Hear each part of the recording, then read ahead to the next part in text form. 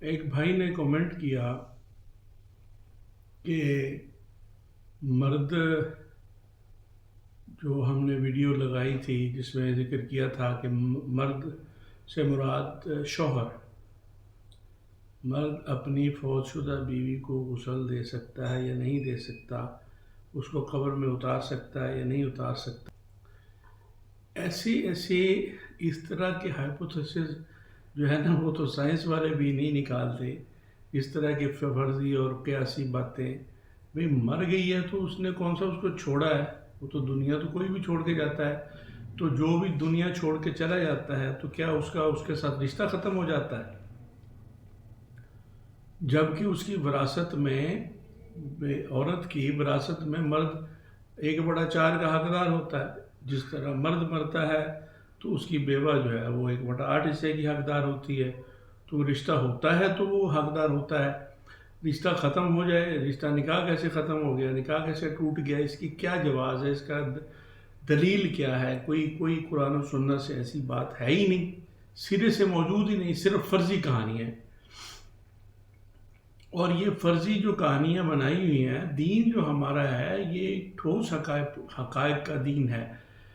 اس کی ہر بات حقیقت پر مبنی ہے، اور اس کے عقائد اور جو اعمال ہیں، ارکان ہیں، اعمال ہیں، جتنے بھی ہیں وہ سب لاجیکل ٹھوس حقائق پر مبنی ہیں.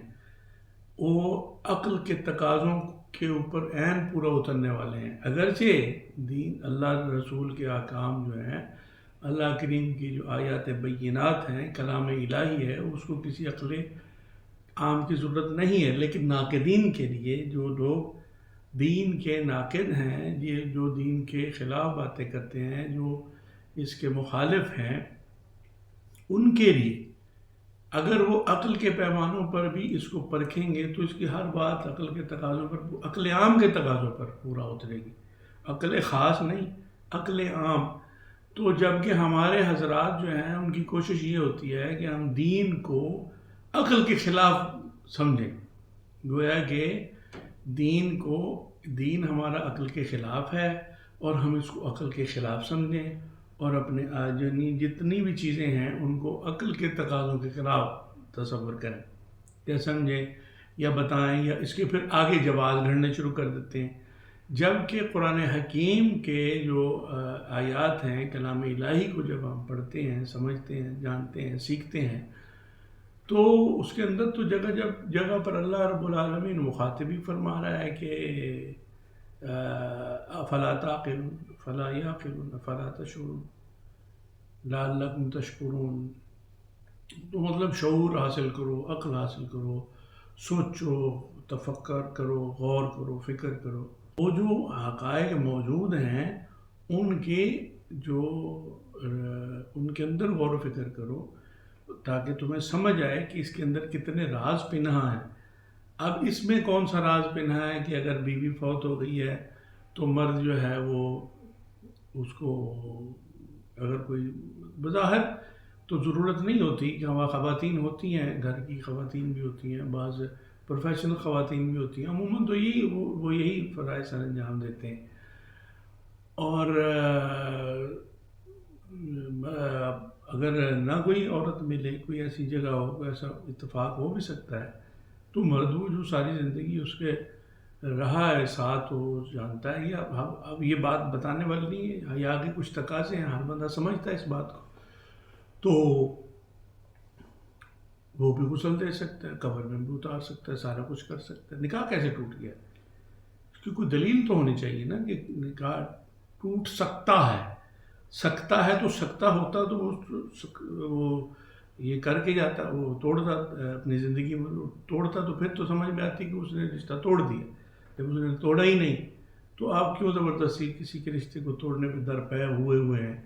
تو ایسی باتوں میں الجھنے کی، ان باتوں کو کنڈیم کرنا چاہیے. ایسے جو مشگافیاں ہیں بیکار کی، بے وجہ کی، ان میں پڑھنے کی ضرورت نہیں ہے، بلکہ سیدھا سیدھا دین اسلام سیدھا سیدھا دین ہے. اس کے سیدھے سیدھے احکام ہیں، ان سیدھے سیدھے احکام پر سیدھا سیدھا عمل کرنے کی ضرورت ہے، اور ان چکروں میں پڑھنے کی ضرورت نہیں ہے. تو وہ بھائی نے کہا کہ ہم نے تو اپنی ویڈیو میں یہی عرض کیا تھا کہ شوہر مرد اپنی بیوی کو مرد اپنی فوت شدہ بیوی کو، شاید تو ان کی سمجھ میں نہیں آئی، تو ہم نے سوچا کہ اس کی وہ تخصیص ہے کہ شوہر، یعنی یہ نہیں کہ شوہر کے علاوہ کوئی مرد نہیں، بلکہ شوہر۔ گفتگو میں بھی ہم نے اس کی وضاحت کی ہے، لیکن پھر سوچا کہ مزید اس کی وضاحت کر دی جائے کہ شوہر کے کو یہ حق نہیں دے رہے ہمارے کچھ حضرات کہ وہ اپنی بیوی کو قبر میں اتار سکے، یا اس کا رشتہ نکاح کیسے ٹوٹ گیا، اس کی کوئی دلیل بھی تو ہونی چاہیے۔ خواہ مخواہ میں یہ توڑنے جوڑنے کے چکروں میں پڑے ہوئے ہیں، بس کسی کو کافر قرار دے دو، کسی کا نکاح توڑ دو، یہ کام کیا اس نے بولا تو اس کا نکاح ٹوٹ گیا، اب یہ تجدید نکاح کرے، وہ کرے، یہ کرے، یہ سب موشگافیاں ہیں۔ دین ہمارا واضح ہے اور اوپن ہے، اس میں کوئی اشکال، کوئی وہم نہیں ہے۔ جو مشتبہات کے پیچھے پڑتے ہیں گویا کہ ان کے دلوں میں ٹیڑھ ہے، قرآن نے واضح کر دیا ہے، تو اس لیے سیدھا سیدھا چلنے کی ضرورت ہے صراط مستقیم پر۔ تو اللہ تعالیٰ ہدایت عطا فرمائے۔